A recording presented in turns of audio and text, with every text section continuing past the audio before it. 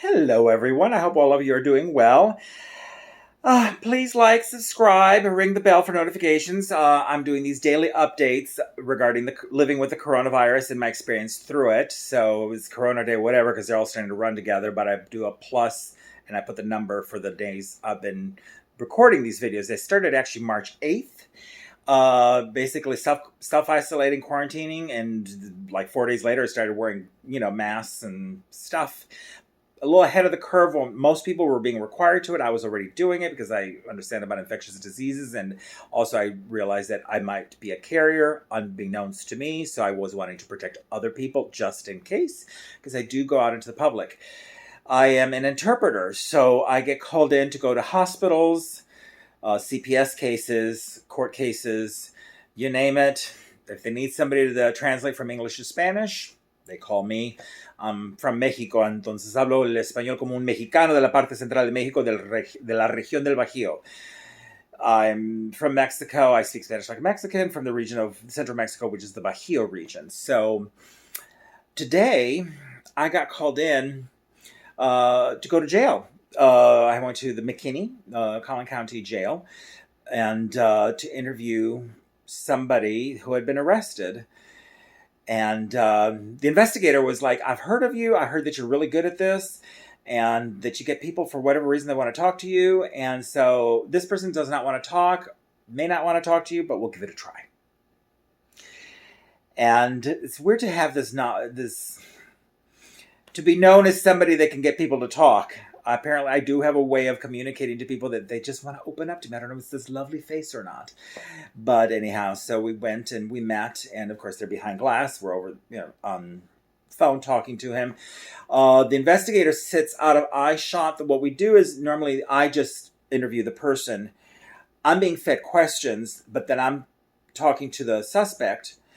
And they talk to me, and then under my breath, I simultaneously translate to the investigator, who's a little bit out of eye shot. So I always tell them I'm just an interpreter. I was brought in. I don't claim to be a police officer or detective or investigator. I'm always upfront about it. But I let them know that I'm here, an interpreter, and they meet the investigator or the detective or whoever it is. But they kind of sit out of eye shot. So really the person is carrying on the conversation with me. And he was, of course, hesitant to talk to me, but I'm not dressed in I'm just dressed in plainclothes. I'm not dressed like a cop or anything. So I introduced myself. He introduced himself to me, asking a couple questions. I can tell he doesn't want to answer. And then there's something about me that gets people to want to try to say a little something to see it. Okay, so I've dealt with a lot of psychopaths doing this kind of investigations or interviews before. And one thing I've learned is that a lot of them do what I call a trial balloon. Well, they'll say something that is a little on the provocative side that would make most people flinch, like, ooh, that's kind of disgusting. Maybe because I'm an actor. I am an actor. My interpretation job is actually a secondary job that right now is my primary job. I don't react. In fact, I will mirror the person. Like they'll tell me a little juicy nugget of, I call it the trial balloon, and I'll react like, ooh, that's cool. Like that's doesn't offend me, doesn't bother me. And that gets them to open up like that. And next thing you know, they start telling me a little bit more, and then I react and I mirror them. They lean in, I lean in. They sit back, I sit back. I'm being fed questions. They expound on the answers. Sometimes they give me a guide as to what information needs to be gathered from the person. So I know before I step into that room, the questions pretty much that need to be asked. And they give me the leeway to, ask for more details instead of waiting them to say, could you give us more details on that? They give me that leeway because I know what they're needing. And so next thing you know, we're having a conversation. And so this was a rapist. Very violent rapist. And he goes into a little bit of detail at first, and I'm like, really? What else happened? And then he tells me a little bit more, and like, yeah. And next thing you know, he's telling me all this stuff.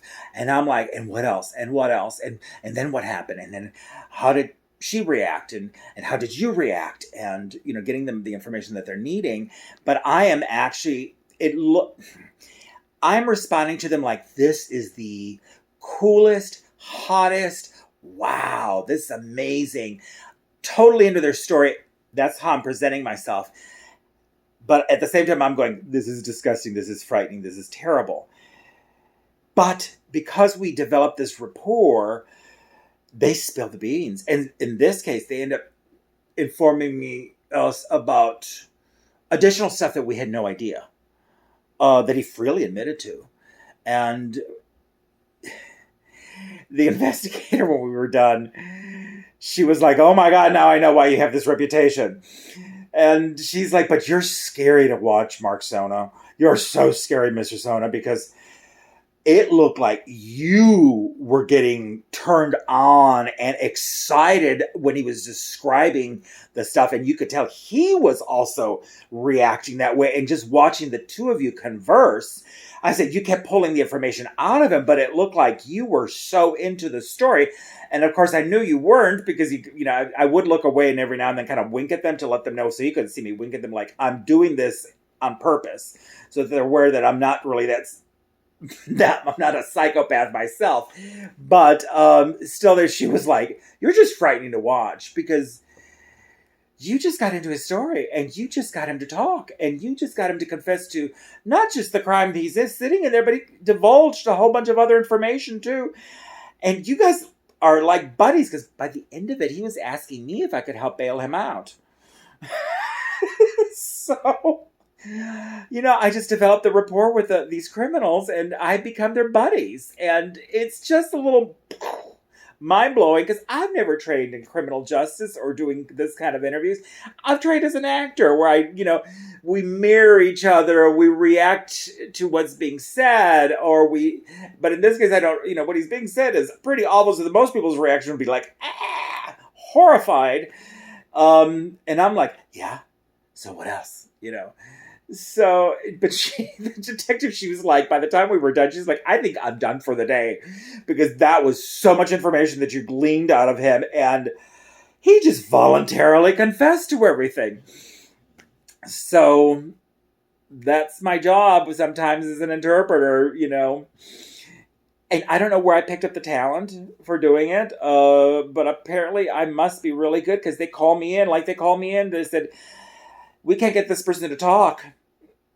And by an hour and a half later, they had more than enough information. It just details every kind of detail under the sun of what all this person has done. So, yay for helping to lock up criminals. This is, when I was a kid, nobody ever asked me, do you want to be like a police officer when you grow up? Or when they'd ask me, what do you want to be when you grow up? Never said police officer or work in law enforcement, do any of that. I never knew about being an interpreter, so honestly, I wouldn't have known that back then, but little did I know that as an interpreter, I have this one particularly weird talent that the police departments have honed in on, and they're like, call Mark Sona. He can translate and get people to confess. So, we got somebody locked up, and he's going to be locked up for good. So, one less criminal on the street. Yay! And as I say, it's distressing to hear what people do, because this was violent and it was pretty horrendous.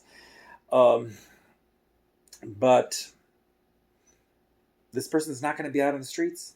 Not going to be out of the streets, and confessed on his own accord without, it just was one of those things. They've been arrested, they've been Miranda'd, and he just volunteered the information.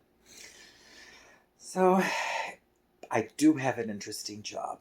Afterwards, I did go see my mom. I brought her food, and we had a wonderful dinner, sitting on her patio, and got to feed her, and she's looking good. I'm concerned about her because she's so isolated. She's 90 years old and trapped in her house. She goes out once a week to get groceries, but the rest of the time she's pretty much at home. Tries walking around the block, but I'm her lifeline to the outside world, so of course I don't get close to her. But we had tacos today. So really, street tacos, they were really good. Brought her some tacos and got to visit with her, and then just came home. And it's now in the evening, and I actually got called in for 2 more assignments tomorrow. Originally, the start of this week, I had 0 assignments for the week. And I worked yesterday 1 assignment. Today, that was a doozy of an assignment. And then I got 2 assignments tomorrow. So I got to work some. Not to the level I was working at before, but at least something is better than nothing. All right, that is all my news. So you can say, you know, somebody who can get people to confess their darkest, deepest secrets. And that's scary that I have that ability. But practical. Go figure. All right, you have a wonderful day, and we'll see each other tomorrow if you watch this every day. Please watch and subscribe, please. Bye.